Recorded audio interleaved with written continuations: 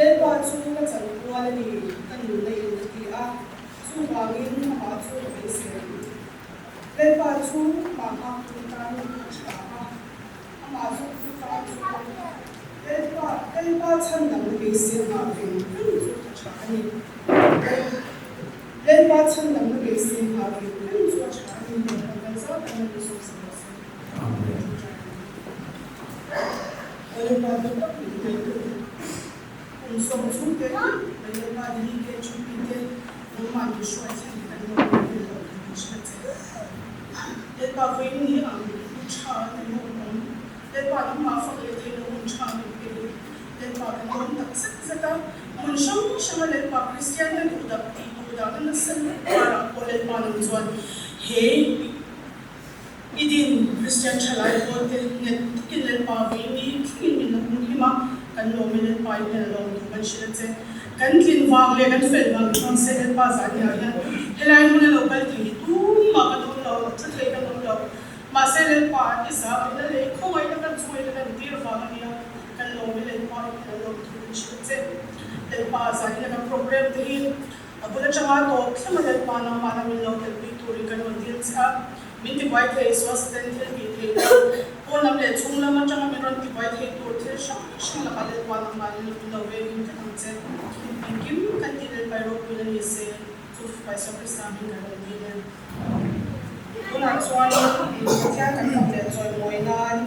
general conference ko number so na an sa ko nga amal so na conference ko number so na amal so kachia se lo como mo tin min pe la puang si le tin ko so lai ko yin akai body ni kai chi ka is I need to know something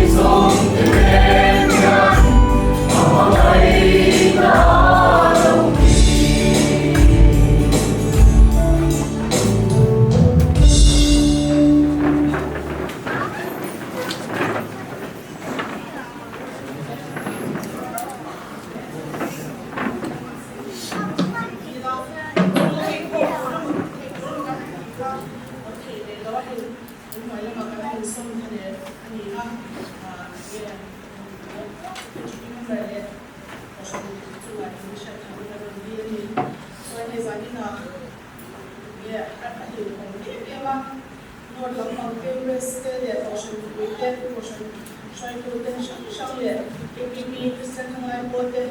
pakin meron kan kuya kan tin Jubilee ni kan sakto so sa chunga sa dinaya na niya lo kan suya at ang sa takin ba so je urin kan dinagi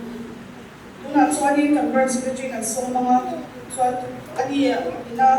tuwa to test na pa so yani tin Jubilee organizing secretary kan so so ni se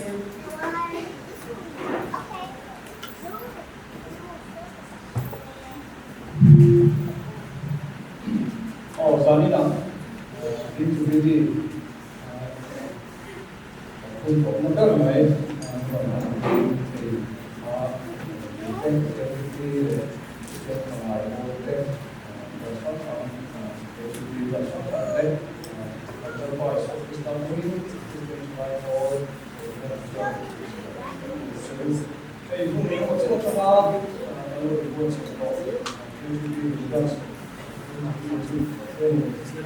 kung naging suya,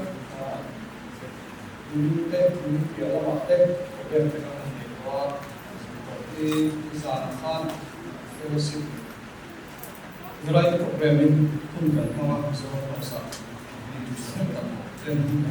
ya itu lama sport kan nila tuh kan ni so tua saya nak yang actually pun tak baik akan nila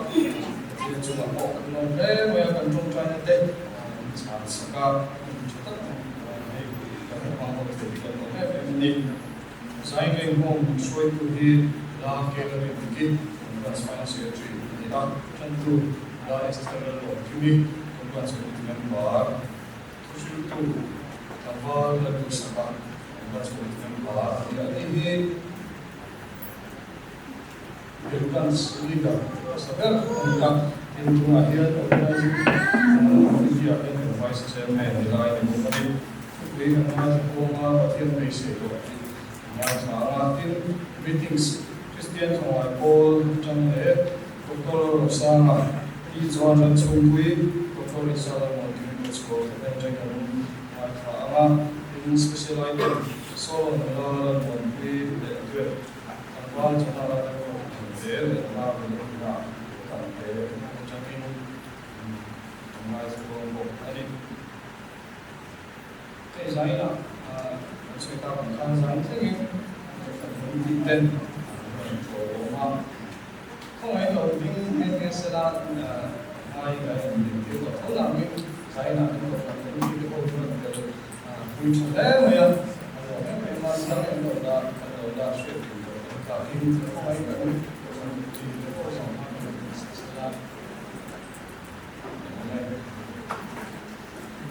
in concern trong cái lùng đi nó tệ cái program sakit yang dibuka pemain West dari plan secara kalau yang program yang sukses pemain yang dari plan secara dibuka pemain yang sukses pemain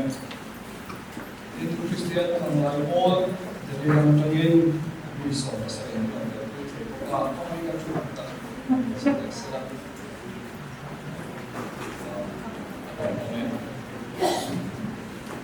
Hey, program ini program starter, soal berita, berita sih ada waktu apa seorang macam ini, lain dari mana, program lain ini, berita,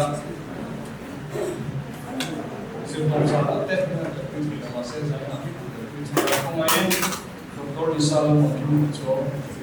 setelah komen lah Christina tapi komen cuma lakukan di baru di moi buka setelah tinggi main ada kui kan komen soal weekend dan penting itu nama coba dia set ani jadi France tin Jubilee te longpui na tonga restaurant sang te tin TKP di the chang te in India ram India restaurant sang te soal seperti lama dia kan runs you know long point na tu siya le sa te ya ani chunga ano kaya the runs in so mate tek ni se kan dia ama chu kan so mate arang ka che na long point na tu siya te tin chu ai ko te he ron ban ni kan lo ka sai mani in boa runs changin sai na sai te so na ko rin ana sia ma shoi tui na ti ta na se ra chole Inkhawm le hun tu hi mas ni som ni phabi ani anga Inkhawm program ni ku bon tu si lo tu ani a shoi tu la la ju pui ban chu ni na ma chan tu thangwa tu so le tu anga tu pui zirna le ram bon na lo sin na kong tu la de ka lo pui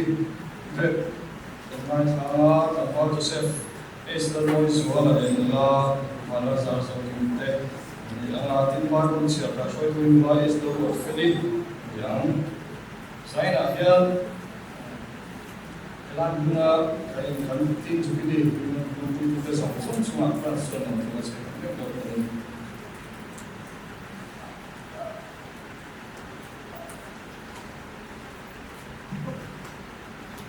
Masain volunteer in Jubilee ang tura local zong te kanal by so Christine organizing committee 25 kan joni atian mo ina le kung na le so ina Christian chalai ko je libran chuan so kan lo kenda a he kun chin chatla takle ro pui tak muthe bin siam ko kanal by so Christine yum te chu fucking on se Pathianni na lo thu soi mol molila deliverance den hum so kan kinta a pen poi mo takani a ran committee de chuan lom dan tu relin committee voice a som pali na me mis som thu pakhat sami som ti anga in really ani chuan organizing committee adin hala when kan organizing committee te hi kaping lapan ti an chu na mona adin ko te ko kha adin ke le be do ya oh chairman hu ba pc mal so do liana me vice chairman kapwal Secretary Nula Ling Wati Kiang Ke Kitani Assistant Secretary Nula Esther Lalu Kimi Treasurer Kamval Vanal Fela also that Musaye Committee member Tia Hianin Kan Pastor MS Doliana Upa Ardan Shat Puya OPC Vanal Wata Polan Chan Puya Kamval Jeremy Lamu Puya Usiram hak thanga I alo kan tel ni ba nula juda chini nula kel rin kite kani a organizing committee ni saber hi July ni somati sami somti mga indin ni zandar sa chan be kha ne ya kan malak sia da dote kan rela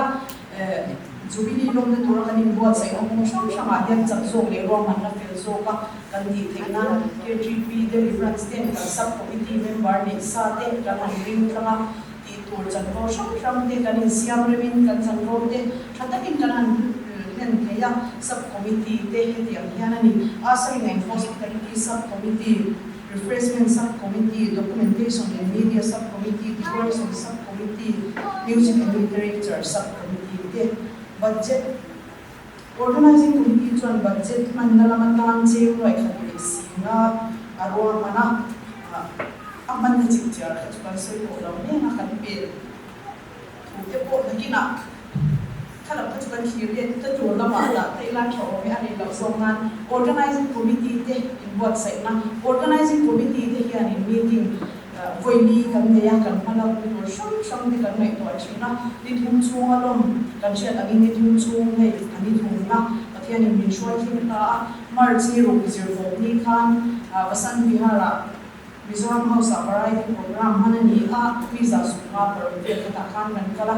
kan chet to in ni na sports kan ya caution be chia le to balai bo ten ni ron tel puya ave ba thanyam tak kan thok chuak ko ka alom le a in nei puin ni mun ni alom ni le a kan tum da te chuan in chung lama Inkhawm ni ma sela a se Pathianni ni he feel so ko sa in mo lama takin kan Inkhawm don nani in Jubilee kwal hian in caution sai ko uniform pon so siam ni se kan ti a cậu sản tin Jubilee so mà khan cần lâu về phía đó với khát na tan dân văn đi sống tìm rồi sáng đi sống tìm rồi khan cậu sản tin Jubilee và thiên về cái phổ mà học xoay in quân cho hiza xiang đi in xiang nan hian chen sinh đi sang ha đi sắc hoa anh đi Jubilee qua số trong nan motor sinh thật cao trung cần này motor số trung bali về trung là số mà sila và in sum cần một số trong số những chen sinh ha đi sắc số ha đi cậu sản phẩm tên là motor bị siêu tiêu tô trong khăn tên cần phụ lâu aman mình bị phụ cho mà ăn thu ăn sẽ tập in kia GPM bar motor le scooty ring han bike te diesel gear le trong số ăn thu ăn sẽhala ni tin Jubilee body ni sa kan siama ni som ni bakat February sang ni som ni paro ring ni man ra ji dar PC wa ya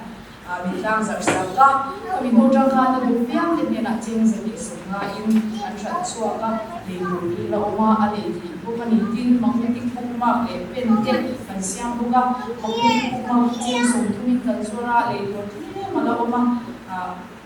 anh ấy thì tôi chọn một lại mình cần mua những cái nào khác anh ấy thì anh ấy tin cái Jubilee bố thì cũng số thì sẽ trên cái thứ gì cũng sẽ anh ấy áp dụng rồi nào anh ấy bố cái niềm KGB Jubilee wal thilpe mi thongin tak mi somli pasari hena tangin kan tuma khatir kan don na ke kha nakina kan sa chok ora ngai ta ila Jubilee wal he souvenir magazine copy sani kan siama hebi hi aprin na hian cheng zanga sunga kan senga amai ro chu mi zong zong ban pha kan di zatum sunga kan zuar chawka sub committee sham dikha ati ra tangin ni thingin khala kha om ve ka le chawi tu mang lo in ni khala ko ka lo chawng ve do nia anua na magazine kan siam le hon chu kan ke chi to to ba chen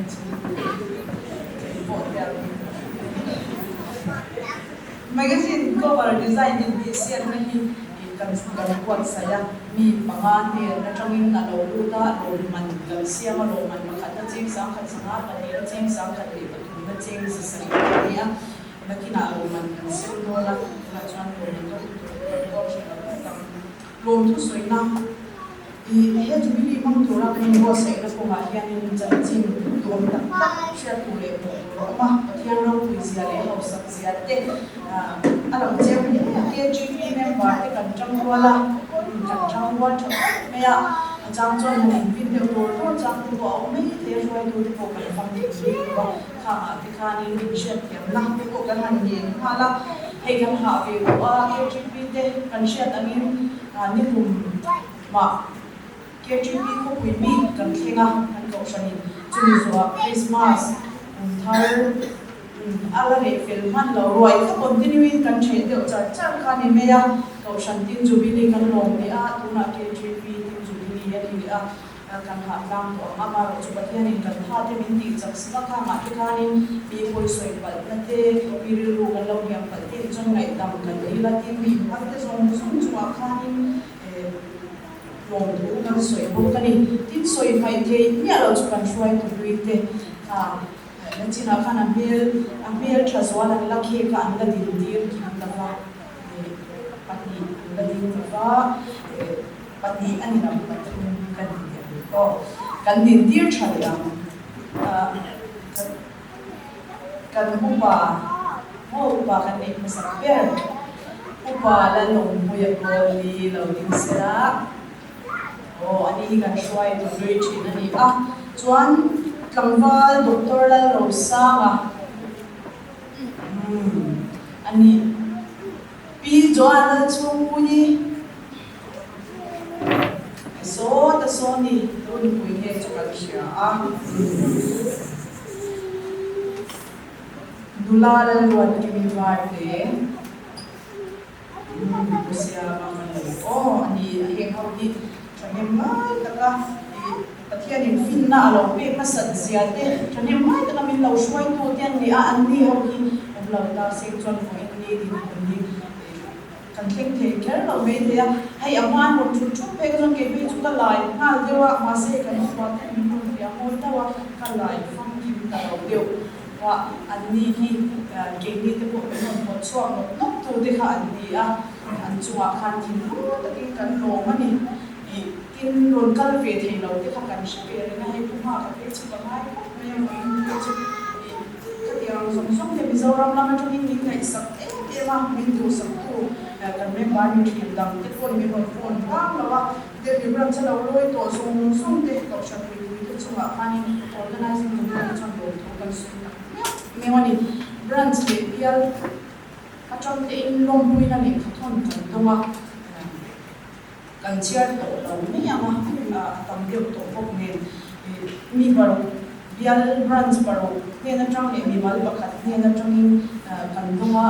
mi mal kan mon la hi kan fan mai kal la ruat sa ma na ne pe ne se le di ko ko ni thin to branch ko ni ma la ni to ne na tang han kan tonga west delhi branch tang hi no delhi branch tang te mumbai kolkata guwahati atram te in ni na hi kan tonga ko ni tin kan soi mai deu khan mani khan an release dir ni khan aron soi ke ba kha join ni dor ni na nei khashun deu le ka bo india yani kan magazine hai a hi la ma ka ko what you know should you say ka kam ni ko chon rasi servants ni kha magazine editorial board kha kan han dir ge le ma ani hi enge zan chun po soi lawin anin ko ya an ha pi em ma hun ta ka magazine kan nei thi pha an chua thin lu takin kan lo ma editor ni chuan din tir to lo me ma ding mun to an lu thin ri malang an editor ka pc mal som dong ya na upa pc mal som dong ya na ani a joint editor te kan din tir ang pulan wan sa ma ani refreshment boss ani la in ko chu refreshment boss ni book editorial board ni book eme kangwala shed pe agal te kangwal silal din mo ya nula Esther la lo kimi nula dedika la lo pite anni kan soi to min san direct kan magazine ni boy ko ya an chuma lo to kan soi ta sa ni tin soi mai the lo document pre film kha kan share kan em to ka ser lo izan kha wan jula lo yan ama team ve leng he system ve kha kan share ma aman dalawin ti khan sana anlo boy kuya achwa khan hin takin kan no boka tin ko san ma bin kan mo ro te kha takin min man tira bin pu e ma tin weina kan soi mai le the lo ko chu media committee te chunga ro tu kan sui tak sinta an camera te kan program zong tum te bin cover sak china ya ka kan taka le an kun le kha te se kan lo boy ya ka mu chunga kan lo ma tin ko san le chila ma tong in pilal thang luin moi ka tle kan to ni ches ka chunga kan kan lo ta sen lo kan din ko ina kan mi so te kan so na ti nai ko in lo ko lang lo le kwa te kha ho song chunga kan lo kan soi mon puna soi om tak soi lo te soi lo lo soi ba te ko ka me te ya ka te la khan ni lo ngai dam la ki ma kan lo man me so ki na ni ba ki ma ko chuanin mong pui na thi pe ni tu ti na che cho sa nge dula si la thun za vi cheng sang khat dula la ruat sang ni cheng zanga elisia chinza efla thum ya ni cheng zanga upa pi simal som thum ya na cheng sang thum ni stila ram ma chwana cheng zanga dula la thaswa cheng sang ni pi mana thwan pi cheng zanga rozi la thwan cheng zanga joseph la ni sang ra se cheng za suma la chwan mo ya zanga pastor ni mo ya cheng sang ni Ruth la long ki cheng zanga mo ya chwan pi cheng sang khat lang ka james la ram khat sang cheng zanga lang ka la thaswa la zanga sai yu sai lo sang ni Dr. Elizabeth Zhou Thang Moi sang khat ke GP North Delhi branch sang ni tangwala sha tu ya ra te sang khat piro din moi sonde sang khat dulang ning khan chui sai lo sanga tangwala Moses ram pu ya sanga pi lom sang swali bon do sanga upa Dr. C Banaram sang ma cheng sang khat Nula Rudam Engoi Cheng Sanghat Kumal Som Chung Arate Cheng Sanga Tawal Samuel Ringu Arate Sanghat Ujeri Mana Chuan Sang Sanga Dr. Mingoi Sanghat Nula Panung Kimi Sathung Christian Kanglai Paul Sangthum KJP Bangalore Run Sangni BC Zone Wana Sanghat Tangwala Ring Chunguma Sanghat KJP Mumbai Branch Sangthum Nula Kel Ringu Sangni Zanga Nula Zokhan Tuang Cheng Sanghat KJP Bangalore North Branch Sangni Nula Kristina Ne Ui Cheng Sangni KJP Kolkata Branch Sangni Pu Moses Leremwata Zanga The Zions Group Sangni Zangni KJP Delhi Unit Sangthum Delhi Kaushan Papalai Paul Sangthum West Delhi Branch KJP Te Cheng Sangma Sinod Higher Secondary School Cheng Sangthum Kalau tu jalan lagi macam tuan oh Sinod Sangma dulu cuba sini tu nak tuan loman sebentar ni kalau mama ni tuan ni kalau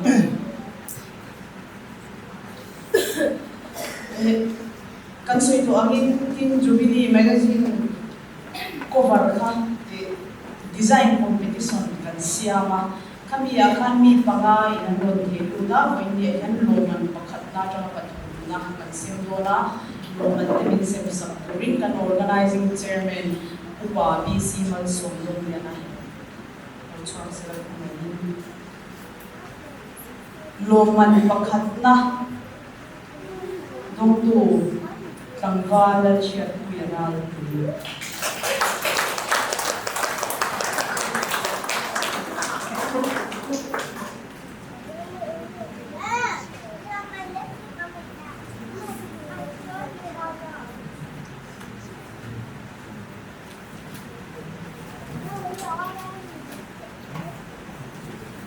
Loman Patina mula BC Swani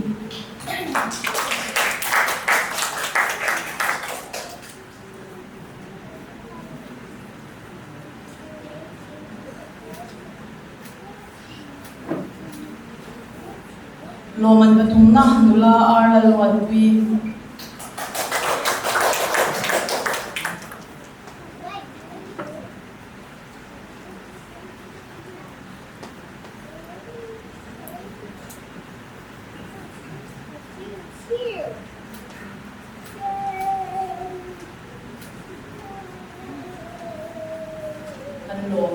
Loman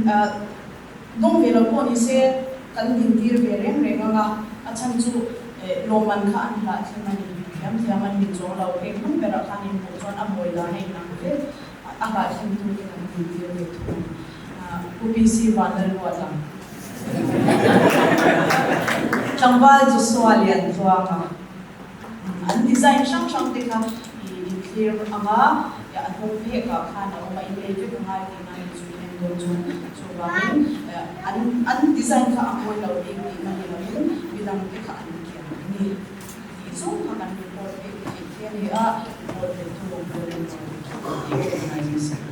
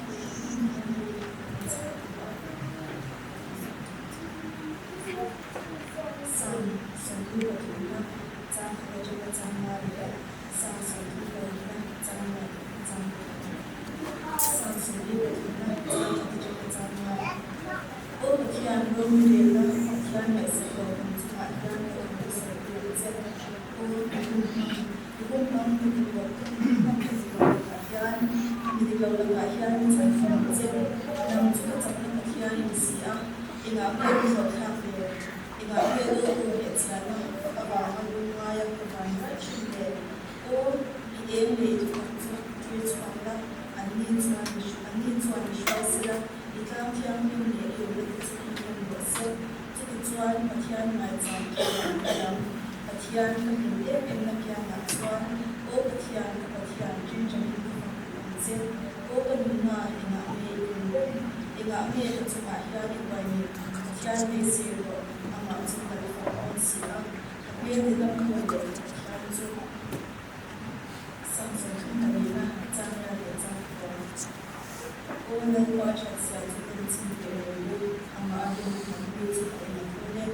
o am hiya ni de then God is the rules of not you. The ones who are done some of the things that can be inside the numbers.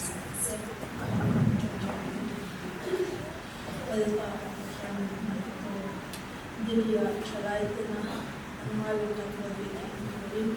Christian try boy it's about me in a contamination. So, India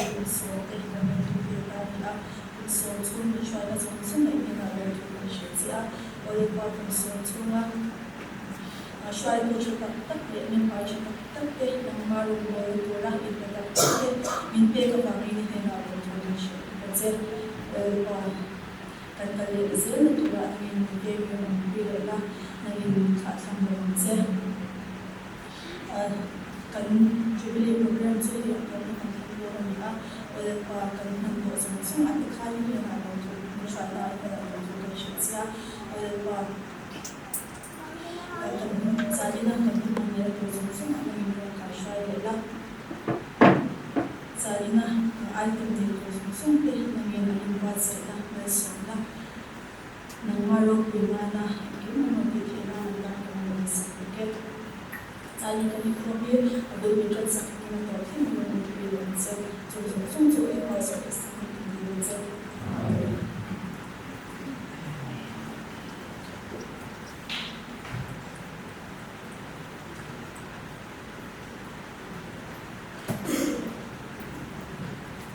Pathian kan pakai seorang juga satu nama sendiri pembina cara saksul yang jadi dalam kalau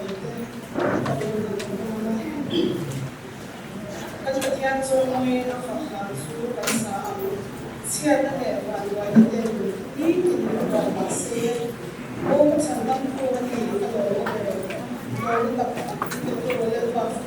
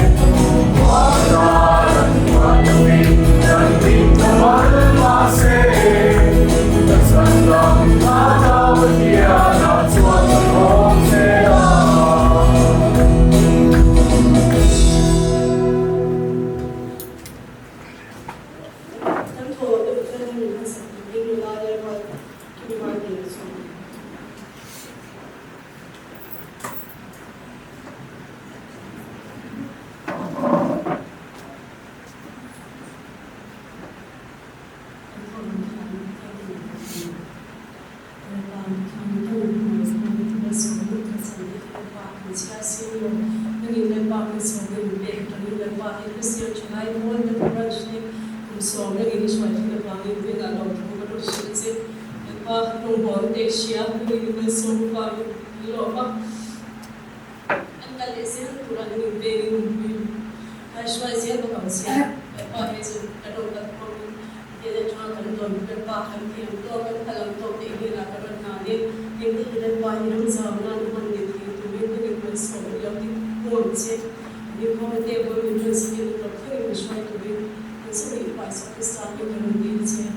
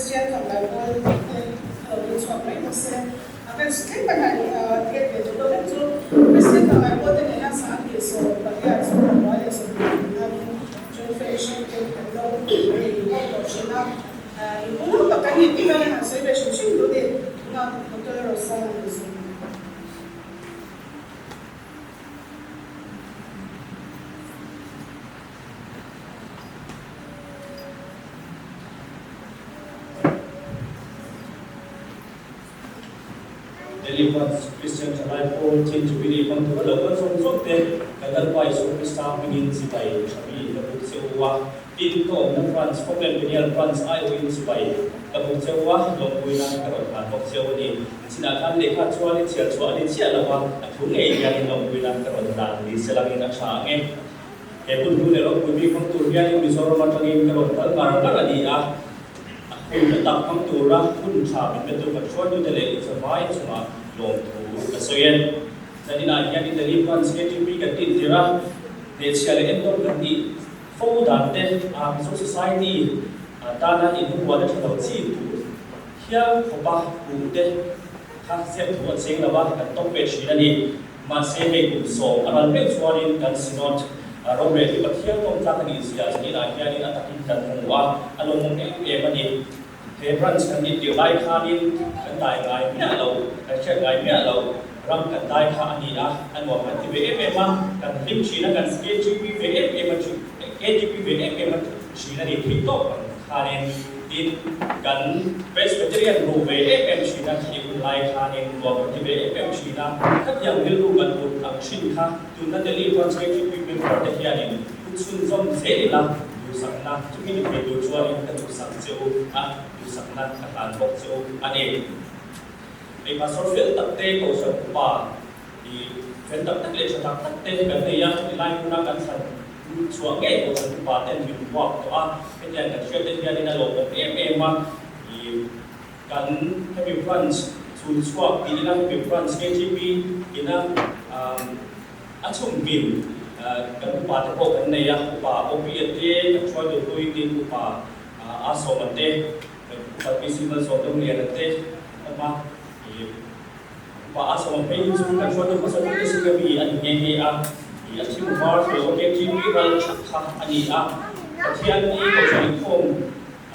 natu matana di Delhi ko moya ko ba cheng ble student wal shin kha e sanina chuanin buina chuanin presbyterian gal in dam chu ne ta ni ko chan pa tan te tem nge te than te alo ni ta hi hetia ka mu te hianin aro pui ka ti ya alo mo ma i hetia ka mu te hian kan silon sam le ya van che e ti zani na hianin min ngai to chwa ti ani KTP hi put ke ko chan put ke durai wat sai ya ko chan ko ti pui hi dura man wa ta na ti ka ni ti chu thar zelin cầu sản committee để giải ngã xử lý tận cần thì tôi muốn em mà đến pastor lệnh quan để quan đất ngoài thì các sĩ tu các ni ti cho anh sung in tu sắc năng xử lý này kia nên các bạn có thể chịu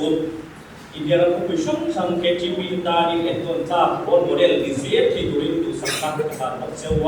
tin India ram pui pan shot sang mai ni lo Mizoram pui pan stan Pathianni en ton tlak kan ni thei ti ki zani lai hian ka sil tu sewa achan chu heta changa Mizoram branch khan hole khanin Delhi branch KGP te tin dan na sa takin kan lo ko pi sewa ichia lo kan khanin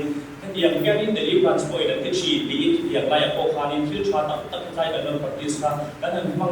han mang chun zoma chu ti lai chu chwa lo ma mi practice chi thil tha tak in practice chi chun zom je turin tu sakna khan ok seu ani chu mi branch swani an tia ti muk tawin Mizoram pui branch pui te poi Delhi branch swani an ti bi ku an ti thei ko khanin theina kan neya achan chu zali lai hian Delhi branch member te hi heta ron member ni chi to chu sirta lama ni mo thona lama ai mo ani le mo a vek pachin a hoi zau chin tha kan ni ya chu phong tang kai thing sang ta kan nei te hi mai chi ani lawa thi top chwa je li KTP tan hian ni pe si turin kan sak se ani izan sa po secretary report ngai tu kan ngai tha a kan ro mo che fe na ngai sa kan ro pe wa i til ku hi alo veng che kan ni Jubilee kan bang chu kan ron kan lo ti kan lau tak pi wa ni report ta kan ngai cha ka chang ko khanin thin tam ta ke choi than hon kal ran to me ya ki ta kan practice ve tu ka jak si kha report ngai cha ka tan a chang ko khanin ke choi ni thok na ka lo sang de ko ni a ki sa ka chang khanin tin akira khanin kan ar thu dai kha ani ya tuna choi KGP te kun som kan lo bai ta a kan che fe na to ko som tin re thei kan mu chau ani pero men along thế anh em thì KTP thì khi Pathianni về cái ông quý sẽ châu sẽ là member thì có siêu lai thì chúng em rong bồn này thì anh em có thể đi xia đấy nhá ta có bút đi xia tu lagi tu nak có cần xia đấy cũng quan quý nhân siêu mec siêu cái này rong bồn thì có cái ta có chết quý tu ta có đi vô thì quý tu cần đi xia thì nên tu bên tu sắp nên có cái là sẽ anh em tu bằng cho nên siêu lai thì chúng tôi thành thục ta cần chúng tôi thì liên KTP ai cái này thì tốt vì cần phụ lệ thắt đấy các sản lai cũng đã bị đồn đầu vàng in thấy tốt cần xóa xét thì nó đâu đấy tu sắp nên là chơi qua thì liên KTP đấy Pathianni về cái công việc chiều sẽ là cái sẽ là tu vậy công việc sẽ là tu sắp nên là chơi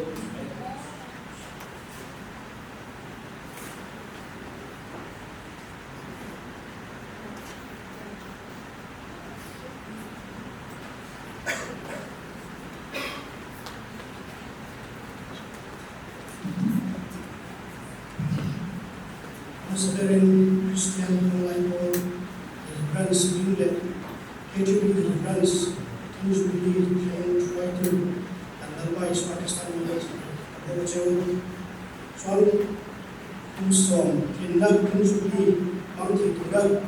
Kungi Pathianni Swaina Tibon Swana and Luciana KGP brands Swan and Long accept any Mizoram State Manipur area dan wilayah kan Mizoram pasar dan baik petrol diesel copin baik petrol namin pun nanti anti China cukanin wilayah sama wilayah Mizoram namin itu sudah kan buat sekian kilo orang itu ya kayak itu mobil assistance petrol pak soalnya kuna chuan members a swami pathian te nan ni towa e hun mang ren changin chunga kon kon soi ko ani kan mala sinat ini na le all wiki ni na gen in singa kon te in wang kan tia si le anton program ta kan te lapia kan musea ni chuan tin suli program ang kurang ini buat sekete le thau te kan ke mela ni se te ka ela kan tu pi rongbo dura chandam le KGP til tu te ani na ang tala den chua ki torin Pathianni no sun chelo se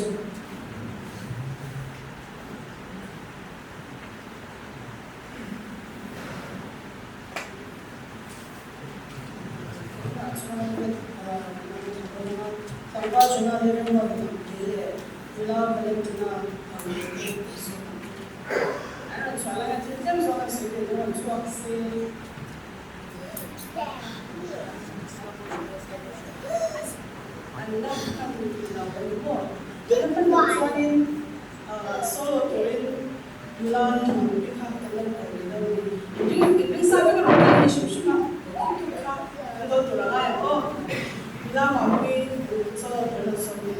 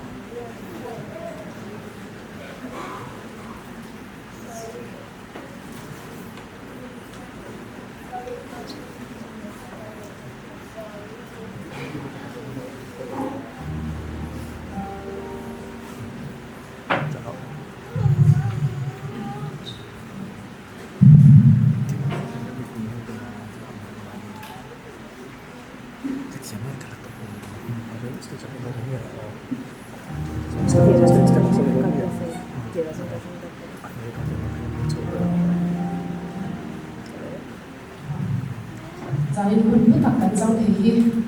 kan sang na le kan thei na ti bang kan iru kan hala o shwai ba ya ya ya ma chaw lo ro pina le ma chaw chaw be sin zel pina thara vil le ila sa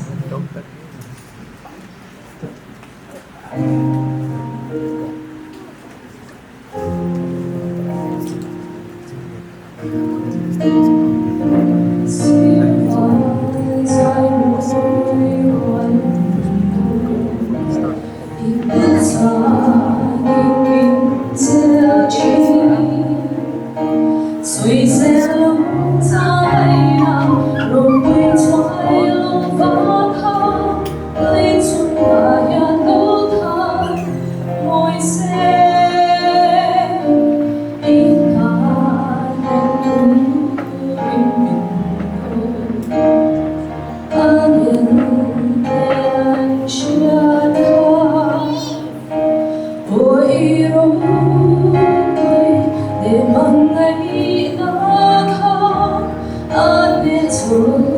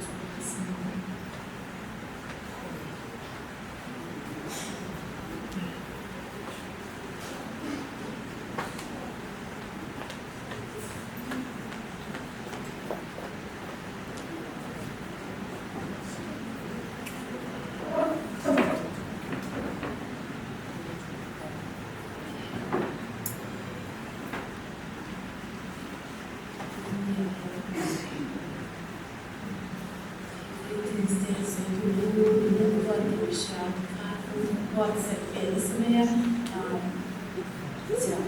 tấm tập liên quan đến sự India cái này thì cái chuyện về Australia cũng sống bên lâu năm mấy cái thì ama có thì em cái chuyện về Jubilee quan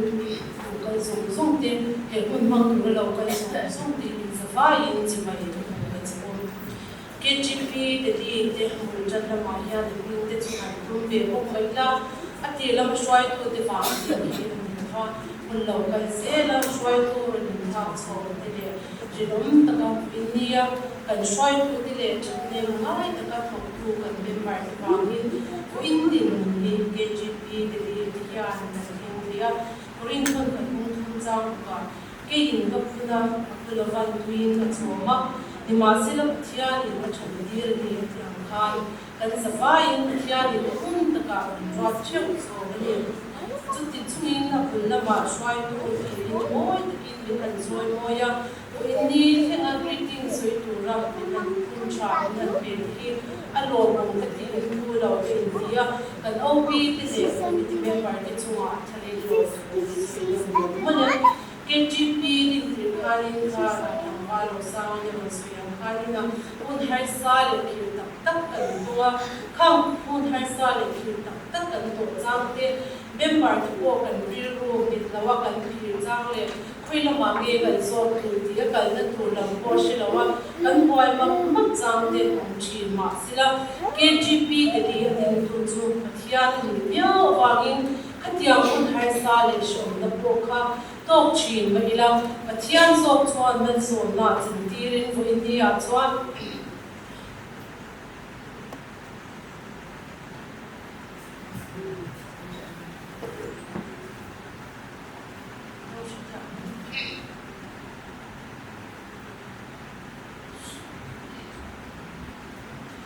เป็นมาจากตักวินเป็น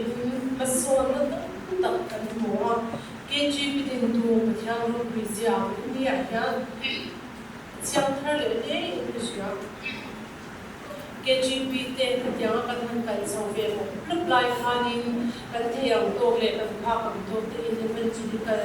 สับคอมมิตี้เต็มเวลาเป็นAdeli mission field program te kan ne china hey takhi ke ni Delhi KGP om te kan funding na ni ke sia achan chu Mizoram la mak te kaushan te le KGP te ko in kan chung try na chung try in ko kan ne nu na te Delhi mission field te tan ti in le kan missionary te tan ti in thok tu te tan ti in the ka to pin chune ngai te kin kan chung try china ma si ke ni ro Delhi mi te ro chu amun chu amun chen jin kan ni awangi amun le muda kan mission field te moving kan to the te kha kan van de sia Delhi KGP te kan van de sia te chang tu kan ni sia mission field te kan han to anin khom na te kan Inkhawm pui china thop tu te orim sia te inbek sia te kan han ki mani ya thara bin na sat kin na thoka tin Inkhawm na te kan jin thar ti te ane kim kal sana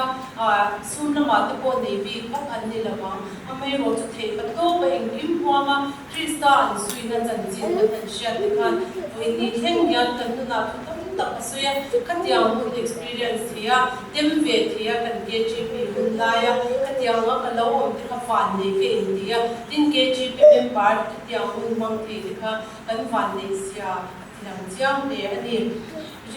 la le swat mu kan sui na ko ai da president tam tak te tok chin ba ila KGP ni KGP ti chwa kan har sak na kan to ka ke ma ni min war form tu le kan nin dang le na kan nin ko dang le na chance how yan wi min sia ku kha alo ni che le chu chu ni thlen ku in ke Delhi KGP te ti wang tu ni sia tin chin na thu tiam kan la ko china jin na thu tiam kan la ko ki ai jil kan din ku ni fa sang ni so kan la ko chin abi nga ya ni faith promise ti ko ya ni kan ko hal la wa arin na thu tiam hi kan ti her china tiam chuan in te kan sim ko la ka ti lai kan secretary khan dia devotion in ko ba la chalai te refreshment wa lo intlar kha rin tu tiam mi petu em ti in tiang han ki khan sem kwa la chi pai sem ko in tiang chuan in chin ngai ta kha lan ti china tin KGP kan jin na tu tiang kan la khom ti hi khati lai khan in motion la bia chen de ala de la KGP na rin tu tiang la khom chen ti hian in ke mani KGP khan in bia chen bia so ya kan chira tiang chuan la khom tu te kan in chuatin tiang chuan in ve rin na tu tiang kha kan la khom ve no china mai ro chu pathian mal som na le pathian ro pi zia lo lang zela kan rin na tu tiang la khom te ko chu kan be si pha khai te min ro lu china e hi fu in ni them po yanin branch mal khai na la khom i plut za da nga char pe chuan in kan ve promise rin na tu tiang in sam tak ni in sha e hi ro ri le in sha project te kan de china project kan han de hiani na thil ho me hi sam queen kan ti ngai lo ti lo le kan thil le ko ha lo pui tham tu le thian ko kan trong kai pui tu tak ti project ka hiani kan bang china ko in ni tin Jubilee kan han me ga hiani khatiang kan hun kan to te kan thil le tanganu le me ma amai ro chu machine chu mason tur kan ze tur kan din la ya nak tu ka chuanin he kan hun kan le tur ta la kadin wa se na lo dia ga tiang nga pung kan so na chuan pathian ta mi pui mo ma se zenin kan chulai pui tin te la krista an le ama an ma wa kan chulai pui ti shwai tu pathian tu taka kan chulai pui te ti hun tu ni a chen jin shwa shi der ze turin he KGP hi lo ze turin a thlin tu sakna ka nan nin le pathian in ben so pek chu ro se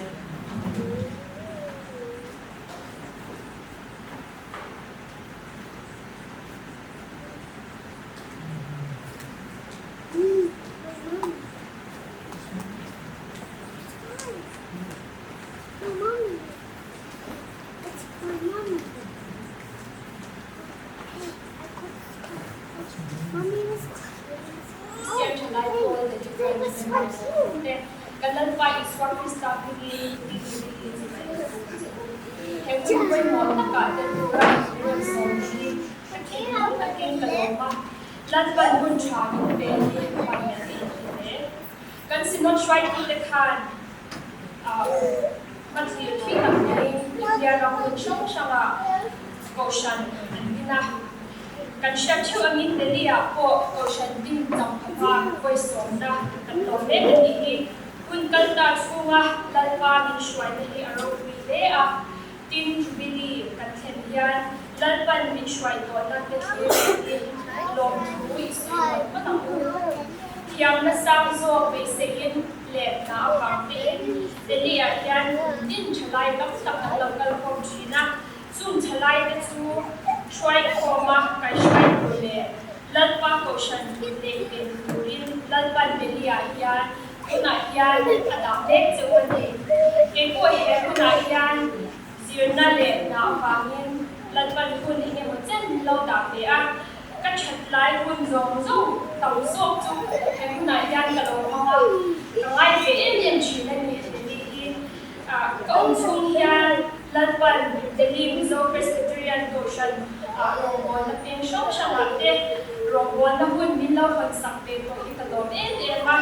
rin na le siya raw lama yung kaishway to ko siya suwa yan no takin kadom ni deliya ka omsunga lalpa min kaishway na ko siya kalsama rongon na be thak tak kalaw tigre ka ka-insir lawa kung yan tiyam na in-apek halo siya na hilkal kung le hilkal mang nindaw zirtir tu alaw nilima kunte yamin kunte kalsen kasi katanyan hotel dihi pasyator tarfo shinani tutyang muktuan na chadlay kui kumah kay ayno konsokte katil konsu insyat velaw alawa sak na sang dene intake to pa Pathian ring tunga motion ne KGP Inkhawm ze turin tu sakna kahlan na chu lo thin na hi khumder thiam na le fin na ari mun ta in kan ba Iswa Krista kan ne silo chuan min siam chan angin kan ong thelo min siam chan chu Bible kan lu angin thil thuti atan Krista Iswa chuan siam kan ni si la in mission angin thil thuti atan khongain min ko that lai ni te hi lalpata namang rin hiamna theina le kan on nei somte rin omin lalpata ilana ku banglai nun hi imtha ang mayin lo be par amin ala chuai mai ron si rin om takin thatlai ni te hi lalpata ilana ku kan banglai ni chuai mai ron sin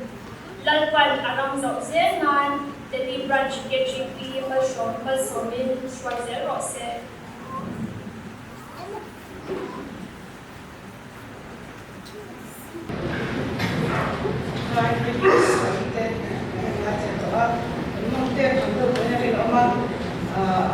General Conference tapo number sungguh perlulah online buka, mana itu jenis semuanya.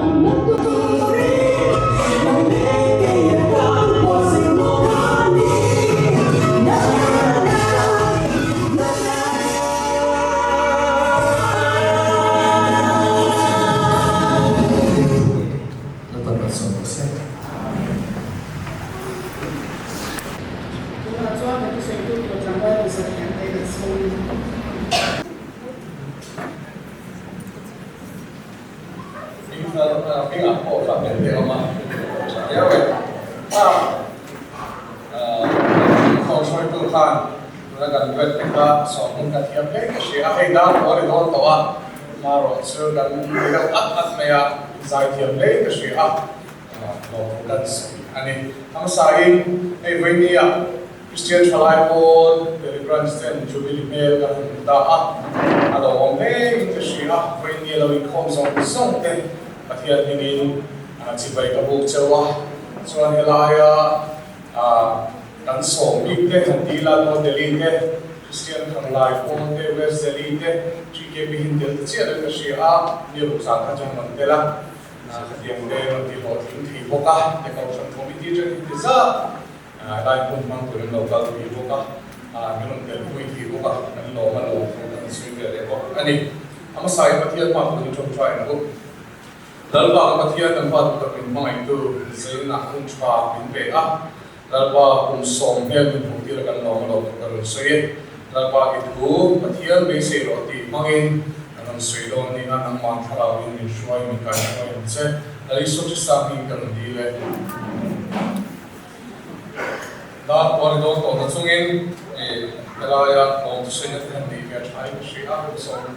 lai mel de kan puwa so wa chon lo so ni bul kan chon puwa India hiam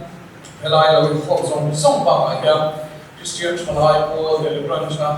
member lo ni to song te shwai tu lo ni to song te ang real pastor de villa lo te pastoration in moi te le kan pastor me lai te ko sha ko ti lo to le abi thinking ko shan ai wa ke GP lo to song te ko chung a ko lo ko ka dia mi kan soi du a chuan he khang lai Paul the GP the west te na kan soi khat ni bin la ma ko ko shan mi chia le mà vào lại cái này cũng bị món tất cả mong học thì á rồi một là cần học thì lo không để in cần suy á số Jubilee chỉ phải buộc phải lo thu gần suy được bốc suy mà đi hey Jubilee qua thu ba thế mà so cần này về là cần hôn cần tổ lại thì năng phát xuất cần suy tổ là hoa cần suy thế rồi một quý tổ suy thế này đại cũng na rồi một thu thế con cần suy tổ á chút tiền linh ha magazine cho đấy mấy cái này á cần magazine nào khác cần thay đổi quý lệ kan ton siat te po sia ni ka sia so wang so khala ma ko kha ka shoi kun den ke mai ta ka le tu la min tiang khan an le na han te ni la ta chuan elaya su tu tam tak ni ka to oi ka ri la khala chu ka lu ma tu aya Jubilee chu chang he ko sha in Jubilee ka ma so che ka na ka ri ga Bible la chuan Jubilee chu chang ni le ka so so ni pa ma kha ni sia ka so Jubilee hi Jubilee hi saltam chu zalen na kun ani so Israel mi te khan leiba wanga salain zuarte chwa zalen ni te khan kan sia chu tiang chuan har sanna awang te leiba wang te salan ka te khan Jubilee kum a chuan an chung te ne an nun pa ngai nu le thi te kan muwa re the na wanga an rom le lo an shat an ni chu ke le chin ni kan mu ani tiangin ba ne chu kan ser ngai tam an ni a so tiangin ele in rel bon na nun ba ga ya an tha te thing a de thing na thil lo ri ngai tam an chu ni kan mu a so tiangin bon lo ram ne chin te bon chol ku ma dan ko chin te ni so rom doi la ma le be ka so song ni pa nga kan mu a chuan lu ka bung li a khan lali so Christian ini miswate min kantura aswate tala kanong khan ifang kimin hong toa man lai saltang thrinte hemi bidang salatang thrinte katia ho ka tun aswan tharau saltan na tangin lali so Christian sara kan lo sa he toa tiangin leiba sumle pai leiba le dam tak te fo kha lali so Christian khosa kan swal man thi na tur kha bilau ne sa tho ani so tiang se chuan ram te point ke hier shina lali so Christa asara Washington pa mu thei to lo tu le in bia na po mu thei to lo kha lali so Christa asara mun thar ne in Pathianni in zon na kan lo le thar le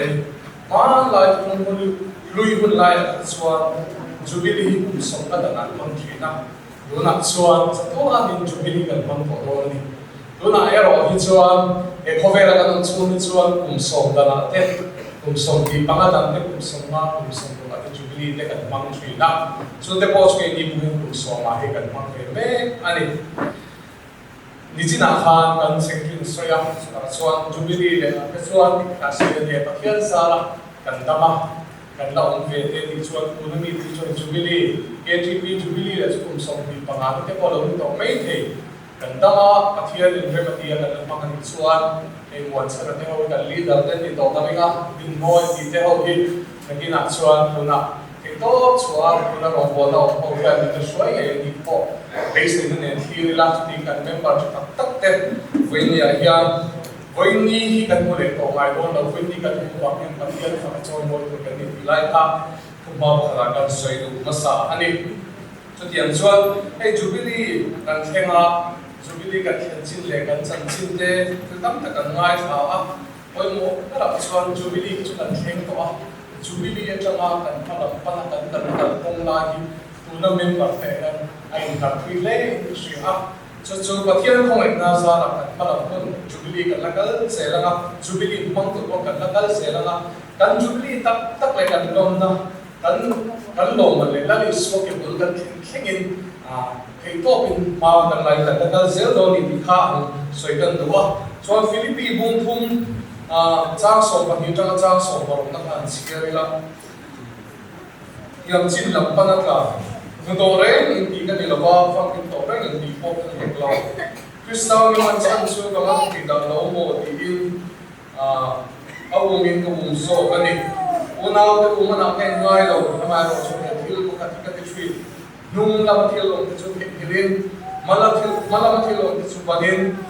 Krista Isua Pathian chun lam to chan lo man turin yang chun lam chu kapan chwa la ni atia engko cha so bor na yang engko ni sela ta chin chang mai so je la ku kan boka kan Jubilee tu pi kan lo mai han soi cha le han soi de kan ne ya kan soi lo ka ei nung la ma thil om te thing ring ma la ma thil om te pa din ti hi poi mo khop do ni ka ria Jubilee kan mang sawa ma la pun se ta tan hian kan rong bol na ki le shing nun shima hian kan nun lui suala kan lo thu to na te suali na min ti boy na te hi kan pala pat ko ko ta na min dal tu lian tak ring tu na hian ni thri na ni zoom te wang chon kan nung la ma thil lo ti kan ti la ngai thri na ni ti hi lai bible sa na yan ti ko bol hian na so ya so ta chon ti ko bol na nun kan hian lo tai la ti ko bol la kha ahun masala ma kha bol ani ma kha sola ani kan shria tir ko bola khan ko masala ma chuan ring tu te ti du da thri na ni ring tu te ti du da in Jerusalem na het ina jam ten na chuakin jela te ta tira ti du da tin re ti du da tin re ne ring tu te ti du da ma tu per ti a Bible history song a le mong ko na ya martyr ko saber Stephen apo lumaden lumani na tu ra ta na amoi putu per mala tu per ani te ko bola hi chuan mission lian tak Damascus ko pal tu ring tu te ti du na da na sumi ata na fanatic crusade anti chuan mala tu le was like me lai Pathian ko mai na chang na so da chuan story ju kan sha e na chun ko au pian kan chun sang kan shria ni ke ko bola chuan chumi chu sang chuan he kil ko bola po hian ahul lui kil ko bola Bible kan scholar la lu tukle tun hel po a hei ale thon te kan la sela po ti khela kan la chial me o har sadan na men lo ahun kal to khan ati boy ve thri ni chung te chu ama wairin tu le ama rombo na ape na tura ti dual tu adu lova ani po hian nung lama thilom te hi hilin ti Bible chang hemi aron ko chu chan te po hi dian mi thiam te chuan an soi ani chu wang chuan ke ni Delhi om te ta ni ma ni lo in la tu tai la e Delhi ya kan om ho ki a Delhi nge a Delhi a hian nam bil om la gen India ra ma kon sang kal ko ma ke ni Delhi press ni le ko sa kon sang chen kan la kal le su ala ni Mizoram ma chuan om ila khoi mun a ko om ila chuan ila ma chuan Hotlang administration boy khata NGO khata boy kan kal dan ko te kan shoi ko te ke shoi boy ai dan de kan ni mo ke o ke ke kan vein na ya tu ti ang che chong ko shona ho pastor te le ko shona pa te kai shoi boy te ma Pathian thu kan kai kha ka le ko a him lo lai ko ko man song sok te ko shoi mo mi te pastor te ti ang kha kai shoi boy ma chuan chalai kan challe chong na ko kan ril ru le kan kai song song min lo mo le ani ka tiang khan hun khat deu te kal thea amar chu Delhi an chuan ani lo ve thuk me ya ko san bul thut lai bul tran lai song song kha ka tiang dal khom ko san a ko la del mai ren lo te ko san hi nge ni a nge om sia in wang me ko san hi a thul khian na ti te chu tiang ba ka le fellowship ba la del mai lo te ko san del to ro ko kan om na mun na kan om na mun le mun sira mun na asiram selin kan nai ko da me kam Pathian thu ngai kha ta hi min lo mai shoi le ai chu mi chuan kan ro le kan thil ti kan pom da he kan nang lo khop mai Delhi ko san bul tran til ni lai ko khan tian chuan voi ni thin kan ni ama ro chu song so kan soi du chu kan hun kal to te a kha rombo na ki a te mi mal na mo ni kan che to he kun so chu ma hian ko san mi pui te chalai te bi ka ka style la chalai ko Jubilee a ka ko ma ya ke tu bi ko na in rombo na ti min cha la ka lo ti ve to ha hian mihring mi sei nang lo tak then chak deuh te then chak vak lo te kan ni a khang khan in hiam te poi kan nei ka ring hin lu in ti na sak te poi kan nei ka ring voi ni hen Jubilee ni saltak ta chua zalen na ni ani ang le dari so Krista wang sok chuan ngai dam kan ni to na wang sok hian in ngai dam ton na kan ma mon zon thema ka kan soi chuak lo ni pon pathian kan thin lung lu ni a chu wang chuan ngai dam kan ngai mai ka mila a kamin tin na tu te lo om ni pon kham te ko kha pathian mingin hi ngai dam ton ang ti hi lai kan poi kan soi lu pa kan soi lu mo ka nie ni lu sa khan kwa so ma khan ma ngai chung chang soi to a rong bol phau na he na poi mo khop nai mangai ta chau lo chu tu ma em ma ba su ti mai bula ko kan ko zai na han ko lam chu ka lu thu to la wanga in ngai dam na le he na rong bol na mi mal tu chawa na kan so ta ka khan poi ko ko lo sa bon thu cha so ma thum kan mo nge lali swan min mai la mangin bidang ngai dam tu le ngai dam mai la ni so pathian ni ngai dam le hi he Jubilee ko ya na poi mo le kan ria so chu kan sei mo sa du ani chuan rong bol ho na ta na poi ko em tu chu ring tu kan nya swal an ra swal an mo pe ta kan na ya in rem na siam tu ni ya poi mo ne in the show chuan chuan pathian tu a chuan rong bu song ni cha so ko le ta chuan nang ma ti lam tal in rem in om ru hi Christian le ke ni rong bol na ta practical in the show ani la fa in soi fel kan thum kan wa ta ya in soi fel te kan tu ba kan ti chuan kan thiam na kan tu so kan chapo ni lo ni la tu so ka chu wa chuan midang rem tu ni zo thei tu rin midang te na kan sui chuang am lo ni pathian wa a trong try a pathian te na in lang ko kan ni la ki moi mo le in kan shi a ha bun kal to te rong bo chu cha te sui ta chuan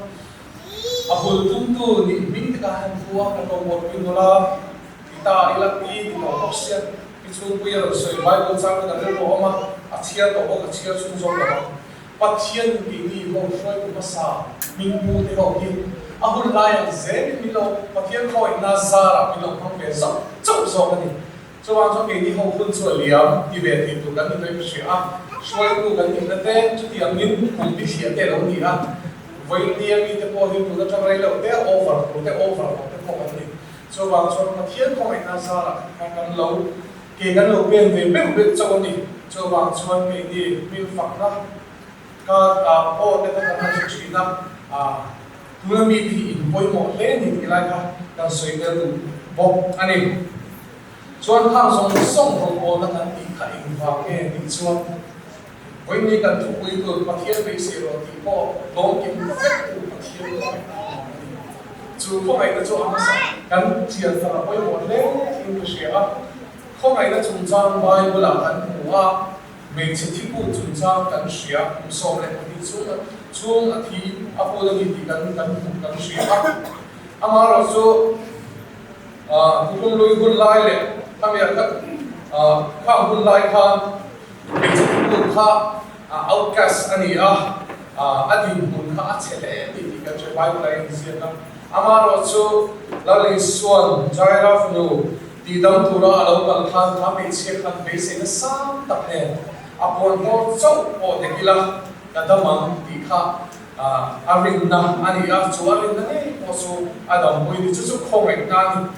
khomai na chung chang soi pi ma soi la re men so la li swar wala khen bia on kha ni a ani ko kha aswar wa khen be tu ani chu a phu wa re na khen be tu ni amaro chu pathian khomai na chama chocolate chin lali swar bula parati sa on ni kan mu ani khomai na kan ti hian enge khomai na hi thum thara chuan hiam lo chang mishing chunga an thu ho lo tu sakna ti hi kan mu a khomai na chu a chung zo ami din mun sang zo ka dingin a hoi zo ami din mun niam zo ka ding ne na lai na ala ti chu voi ni kan sa hian kan chan ani kho chua le phu wa ani la ma pathian tu sakna ba liao wa he khomai na hi kan chan ani pathian khomai na wa ni he chan dam na khomai na wa he min chan dama mishing thi tur te kan sual ta ni siam thar le na kan lo chang so ka chu chuan pa le in som na kan nei le ni ti kan sia a enge khongai te ki ya lam ko en se fi don chuan khongai na chu pathian ho sakna thara mal som na lali swat ki sensar kan chang a chu chuan ni ma ni a ha dam na ti se ni a chatuan na nun na in pe a chu tiang zelin tharau thiam dim ne tharau thiam dim o buina kan chang bok ani he khover ho sakna le moi na lam ni lovin he khover ho sakna pun ape thei lo thamon na sumin ale thei lo la na ina le thei lo thamon hi lali swazara e ni ho kan lo chang ni chu khongai na chang tu de chuan enge khongai rong bol na tan hiam khongai rong bol na hiam ingat le ma zong man sui le kan tu a khongai rong bol na hi kan sia chuan hei mathaya ko kan huwa e ku ding la men ti chu ve kan ni su se chang kan chu tiang se chuan he khover la kan dam chan kan very purpose kan existence le helai kan chan chu dali so krista ro bu tu a rong bol to kan ni a rong bung so ma kha chang so tung ro chuan ama chang le ama wang le ama tan ku so so hi lo ko ma ni a ane na chuan sa chuan no mi no ro se a men ni kan tu Boleh tuan kat pun so chang so pun chuan chu ti chuan in ei point in dia pia po pathian ro in tu li rin ti ro ati rong bol na ti mi ku hian ki pe chuak pe si hian kan rong bol na shela kan thil ti chat shela ni na lo em nung lam thil lo ti thei ni na ti a kha nung lam thil lo ti kan suan te thei ni te pathian ma thlu ku chuan pathian ku kan chang ni ti kan soya yang pok chuan kan thil thati te ber hi the hi point mo le ka sia rombo na hi kan lo ti to kan ti chat te bo mo midang kan lo pui na te lo om ve ni ha kan lo ti ve ni so na khai na ma cho ti zo to ni ha kan shale na chu te chuan naki kan rombo la se la kan lo chuan tu ka ti san sa po da mai a thena ni chu wang chuan rombo na pun kan kal to kan ti kan suan na ba kan ti chat song song ko ti ko kan ni ti lai she la thei gil tu ti wa kan rong bo na dang ne lo pe to kan ti song song thei gil lam kan soi lo ama ro chu kan ti lung ti chapo ma ta ki dang song song ai ti lung ve charo ti tu bai pathian ko kan ko chu kan ti lung kan ve charo koi mo chapo na mi thei ti ko ni lai ka ro wa she ta ilang she thar le ta ko ke la cho be cho khoi rong bo na kan soi me le iko tingla men ti chu ve la men she su se ni lai chong bo bon lai la khomai na dong tu chuan hi turam nun na nei tu chuan khomai na rong bol na han pe chuak ve thin mai la khomai na min pe tu le khomai na kan don na ne na kan chang nai to chuan en pa lo me ni hi rong bol na se tu ra le rin tu nun kai ni chawa ni kan na ta ni i shale ka ko khomai na kan don hi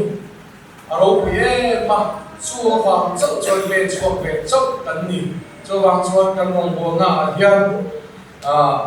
kan fil por le lai ka sia chu ta chuan hei so se te na hian chen ho in kom na le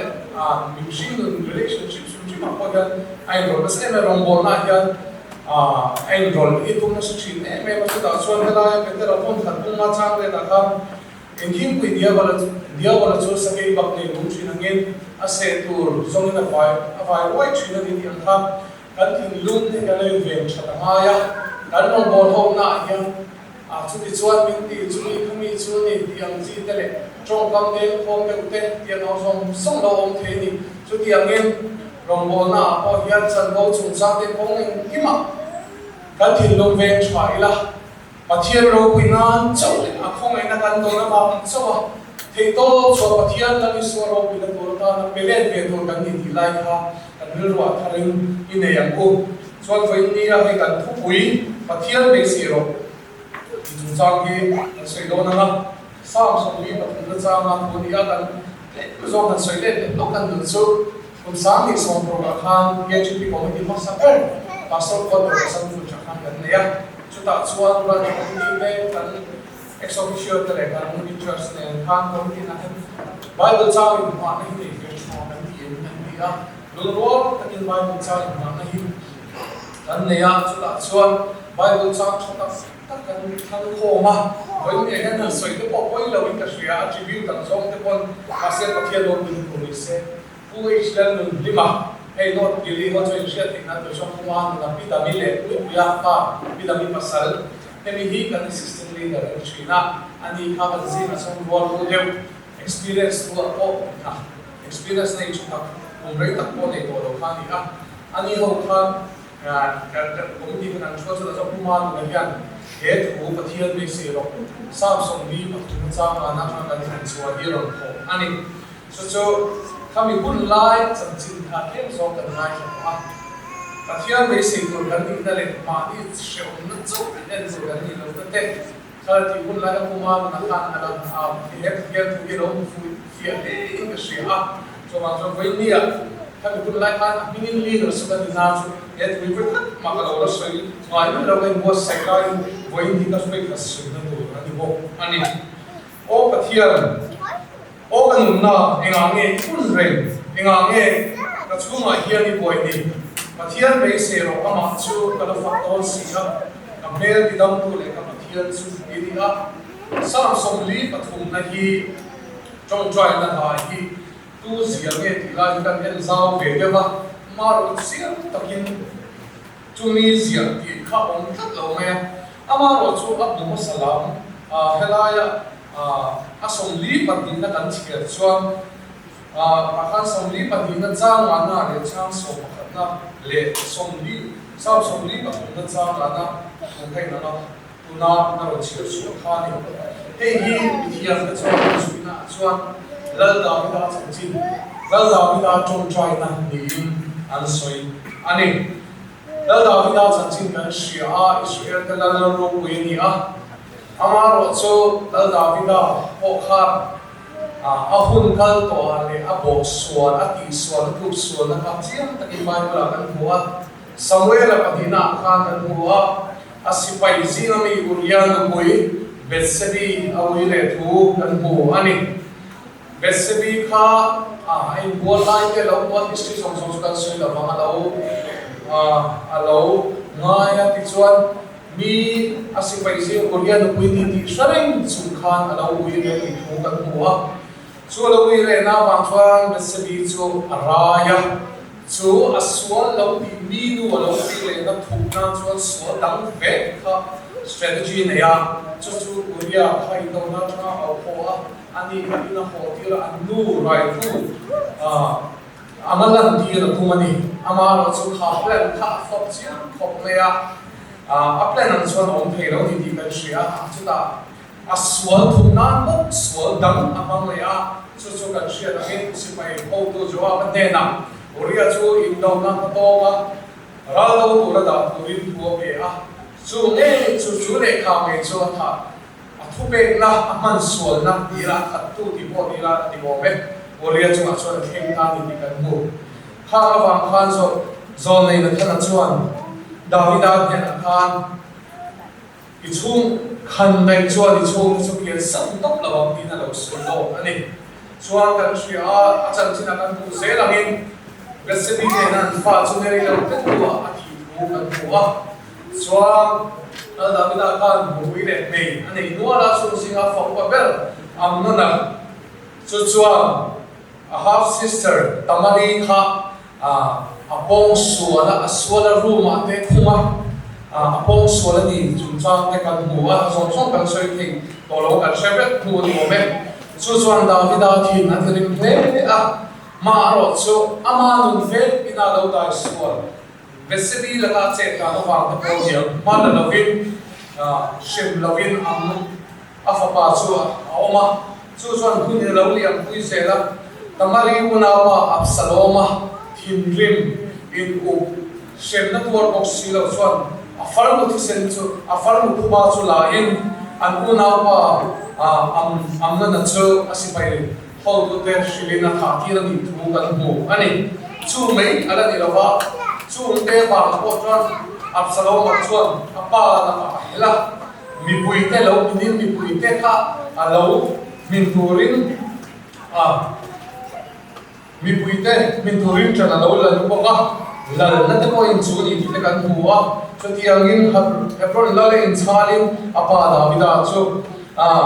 Jerusalem so sanna sak tak le shom takin siam te Bible kan bua chumi bel chazel chuan mi na an bu si te tu hon Absalom khan apa nu zil mi te po chu lo mun pui ni te kan bu chu zol nei na thana khan lo shi long na khan chu zong sok chu me a chuan khan har sa na zong sok ka ke chu ni ti kan bu ani theta ma kan bu chu lo da hiam anu na pal tak le ama nge koi na lo ti sual ko na trong hian aru mani ku a o kan na enga nge ikun reng enga nge ka chu mai ke ni boy ni in he siat tu la da hian ama chunga lul ngai na le boy na te mer ma te nan pe na le pathian na kal sa na shi lo te ani angai da ni na atak ram tu mai la ve da hian athin lung put asai chuana ni anat na obetira arin pathian zok be sei lova ne tir mai chuan dawani chu wang chon ama nge po hiam pathian be sei ro ti in zok ri thupe te ama in fuina no zok ni ku te ta hiam pathian be sei ro ti in ama in fuini ti kan mu ani heta hiam be sei chu cha kan mu he khomel da na chuan be sei na te kan tu thu sa te chi na kan be sei te lo ti lo pe chuan lo chama te kan ngai chi na kan na chi na ni ama ro chuan lai bai wala be sei na ro ti ro hi chu be sei na nung la li so Krista awanga kan chan ani a bai wala be sei ne chu be sei na thang ran mai lo Pathian sovereign God en gim chunga thu nei tu le lal ber chuan dang lam ve ngai lo chuan har san na te buai na te fian na bel pal dang la ya thara ne na kai su so tak the na tu re min thum bet na ni ti kha he be sei na chuan lo sui ni a machine laga he ko ka kan be sei tha lo chi ma se a hlen do le do lo ko ka chi ngai lo ama chu he be sei na hi chuan be sei kan nei ni chuan kan ma chi na ni chu kan ma na chuan do the na te in sung take na te in ka chi chu voi ni kan mu nge so kan lom ta po hi ni bul kan chan lai har san na ngot ta le tu kan te lo ama ro chu kha be sei na kan nei ve kia wani ma sa ti la so le kan ni a shwai tu te le member ti kha he be sei na nu kan nei ta ni ti kha kan sui wa la pathian na va be sei na kan nei chu a kheng nei don a chan chu pathian ni a ren nong si a heng nei don ni hi certainty hi pathian na changa basic na kan nei kan mu rin tu te kan fa nei na rin lo ni te nun be dong har sa te kan chu chi jo rin tu te nge a pathian ne na in zon na nei lo pathian khong ai na sha lo tu te ti la pathian khong ai na chiang lo tu chuan ma ni mun na hial la ten te suala rui thei thila le sual ni kan thirang som som a te lo tran chin ama ro chu ke ni ring tu ti chuan har san na kan pal tak lai song ne hiam be sei na nung min pe tu chuan he be sei na hi a khom ai na wa kan chana ma hiam ke ma ni thi lu ma hiam peace ha dam na kan nei tat thi ni chu ring tu la li so Krista nei tu kan van nei em na ani be sei na chuan lat ta ka om pathian la kan ngai hi ke ni ring tu la li so Krista nei tu te le pathian nung pe tu chuan mi mal mi chan dam tu ha dam na min pe tu dia chu thamon chuan min thamon na za he ma ni a ko kan bel thing ta kon ha dam na bel ta ko kan thri na ni chuan helai bai tu chang ina o kan na enga nge ikon ni ti chang la nei na ro soi tum chu ring tu ni hiam har sat na te boy na te she om na le fia na kan pal tang lai piang hian pathian min en gol tu mai na le khongai tu hi dang lam lai ro wa kan thin lu ma ama la kan hoya kan be sei ve tlat suam min chan chuak don chang nge min chang nge don na min ti lo thing nge don chu na ma hi kan fucking kan choi moi zel tu wa min cha ani hai kan har sa te po pal tangin nei mai la be sei na nung nei tu chuan pathian lam khoi thak tur kan ni zia min po muin min cha ni ki ka shita ila a cho me chuan a top lam han nei do ni la hei kan malam hun se la ta na kan kal tu ra hian kong dik kan en tla ta ya chu chu la li swani di kan soi to a ra ba chu na le ko buzia khan in ti na be ka chuan kan ma hian motor khat tu chuan motor khat lai kan dul kan en ngai la fa kan ma kong di kan ena chu kong chuan kan mi di a thul na vei na ko ai ke ti na ko ai ke agia tha ai ke kan ma ko so so ki tu tri na ni adia so ko mo le ka sia tun jubilee etang kan malam bun kan kan tu la ya har san na te mi mal nu na le dam lo na te mo ni ke har san na tin re kan ma ong the sa chu ka kian tu in kim in ta ni e ti miao si a chu har san na boy na in kim kan ma so na lo om thei song song a ya en tu dik lali so krista en tlat turin min fu yani bible a khan hebrai a khan in sia ka bible chang kan chia le lo ne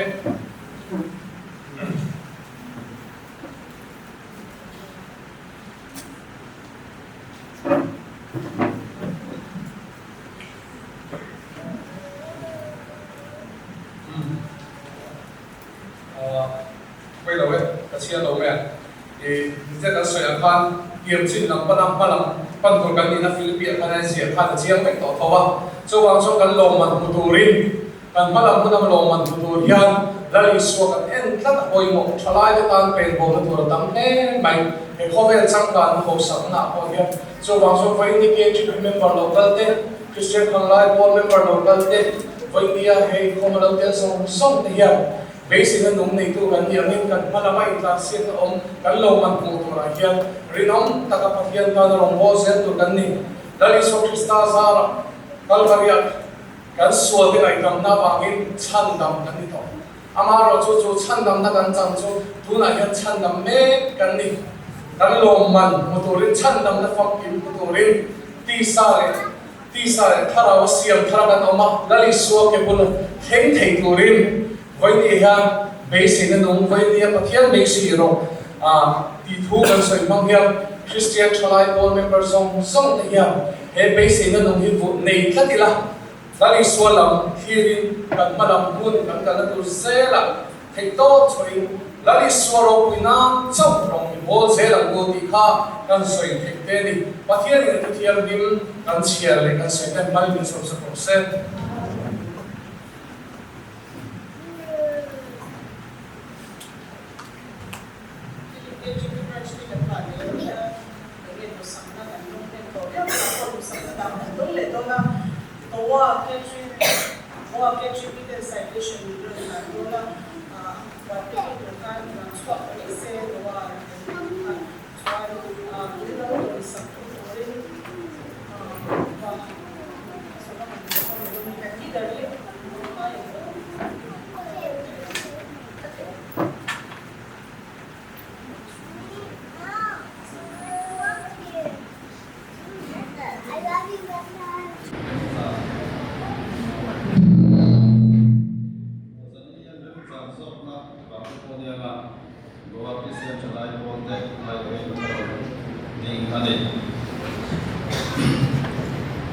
cái này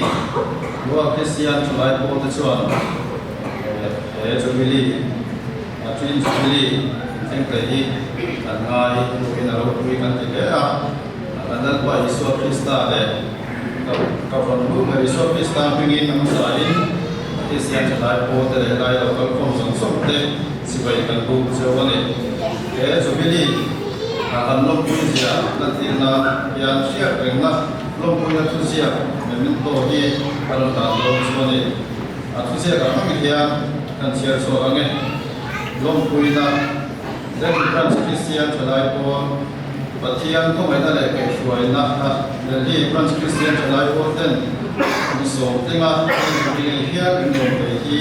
ini gua Christian Chalai Board itu long kita set sewa kalau sudah sangka mai soal saya ini dah tentu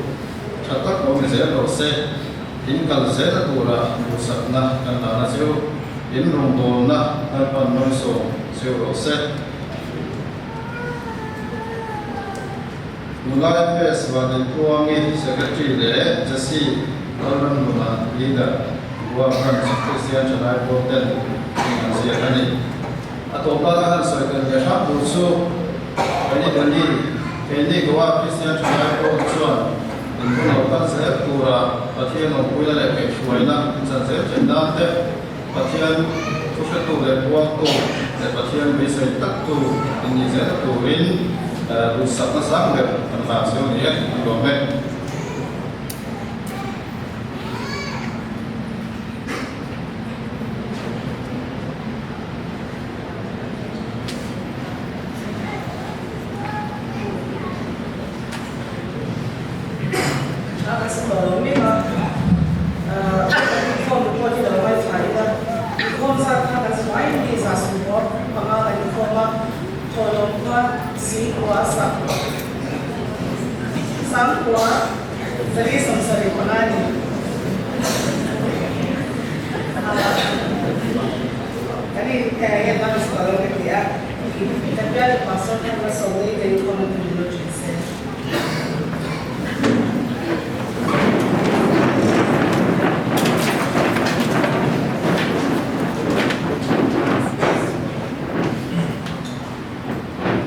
Dari Franz JGP Inkhawm Inkhawm tu lara Inkhawm ni leng infortu le ta shoi tu Lalpa isu Krista tu kan sina rotuin so mo hidong se sila pale tharang thiam nim Pathianni kim ti theo puina akai shuaina a chen chin na dum tak chu in sa chu ma tu cha ku lua in dong se amen